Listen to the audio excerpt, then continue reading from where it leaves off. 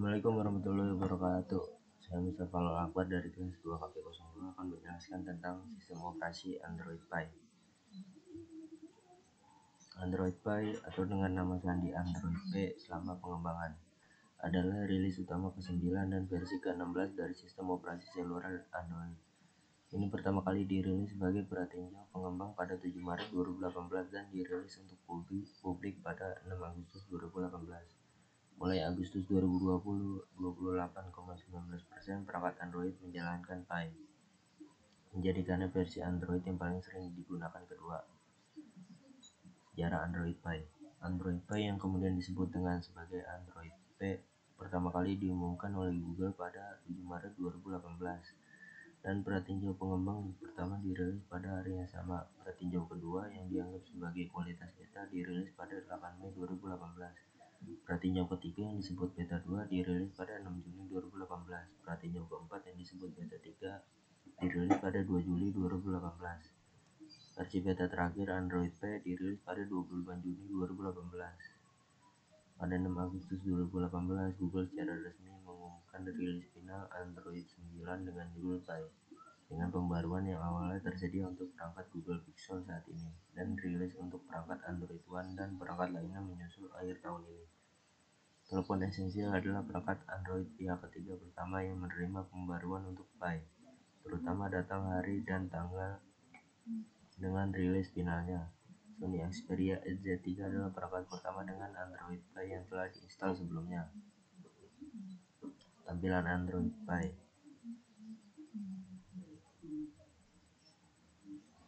Fitur yang ada di Android Pie. Android Pie menggunakan penyegaran bahasa desain material Google yang secara tidak resmi disebut sebagai desain material 2.0. Perombakan ini memberikan lebih banyak variasi dalam estetika, mendorong pembuatan tema khusus untuk pedoman dan komponen dasar daripada tampilan standar. Bila navigasi rata bawah juga lebih menonjol seperti yang diterapkan pada antarmuka Android Pie. Sudut membulat dipengaruhi oleh tema Google pemilik yang digunakan oleh perangkat lunak internal yang mengimplementasikan desain material 2.0 lebih menonjol. Selain itu, Pie berisi dukungan resmi untuk guntingan layar touchscreen termasuk APL dan perilaku sistem tergantung pada ukuran dan posisinya.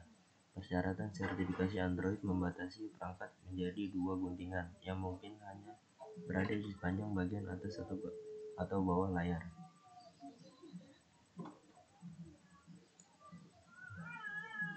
Perubahan antarmuka pengguna yang paling signifikan pada Pie adalah bila navigasi di layar yang didesain ulang.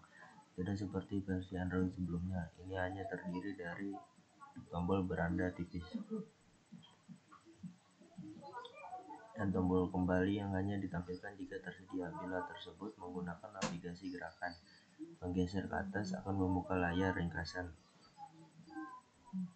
Desain ulang menu aplikasi terbaru yang ada, menggeser gagang ke kanan mengaktifkan peralihan aplikasi. Bila gerakan digunakan terutama pada perangkat baru seperti Pixel 3. Perangkat yang ada dapat menggunakan peraturan tombol navigasi sebelumnya atau menawarkan kemampuan untuk memilih navigasi gerakan. Berbeda dengan menu aplikasi terbaru sebelumnya, Ikhtisar menggunakan tata letak horizontal daripada vertikal dan teks juga dapat dipilih dan disalin dari aplikasi yang muncul di sana. Meskipun ini menggunakan OCR daripada teks asli untuk menghemat sumber daya. Peluncur Pixel secara eksklusif mendukung kemampuan untuk mengakses laci aplikasi dan aplikasi terakhir digunakan dari tinjauan juga.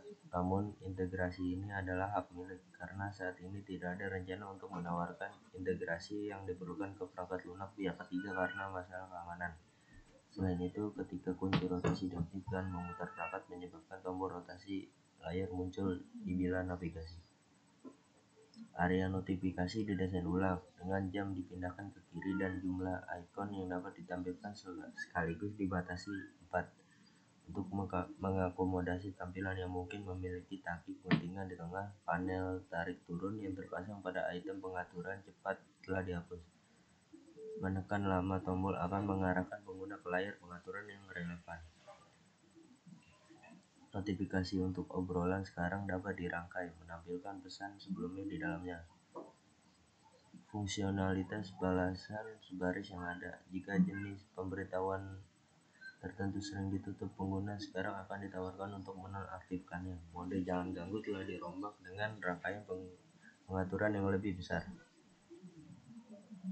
Menu daya sekarang berisi tombol tangkapan layar yang sekarang mendukung pemotongan gambar setelah mengambilnya, dan mode kuncian opsional yang menonaktifkan metode buka kunci biometrik. Volume pop-up sekarang hanya mengontrol volume media serta pilihan mode suara, getar, atau hening untuk pemberitahuan. Pengguna diarahkan ke menu pengaturan untuk mengubah volume notifikasi. Layar kaca pembesar telah ditambahkan ke pemilihan teks, dan tautan pintar menawarkan akses ke aplikasi yang relevan jika jenis teks tertentu, seperti nomor telepon atau alamat disorot. Android P memperkenalkan perubahan besar pada manajemen daya, menggunakan algoritma untuk memprioritaskan aktivitas latar belakang oleh aplikasi berdasarkan prediksi dan pola penggunaan jangka panjang, membagi aplikasi menjadi aktif, kumpulan kerja, sering berjalan, sering rare, dan never. Pengaturan kecerahan adaptif serupa disesuaikan secara otomatis berdasarkan kondisi pencahayaan yang terdeteksi. Kedua fitur ini dikembangkan bekerja sama dengan DeepMind.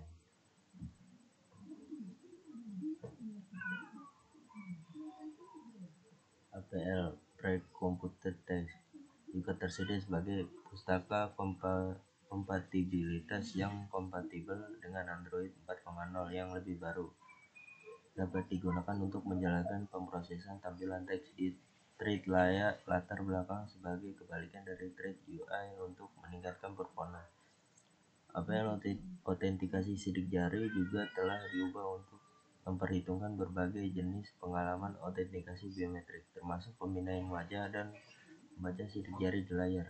Android Runtime sekarang dapat membuat file bytecode terkompresi, dan data profiler dapat diunggah ke server Google Play untuk dipaketkan dengan aplikasi saat diunduh oleh pengguna dengan perangkat serupa.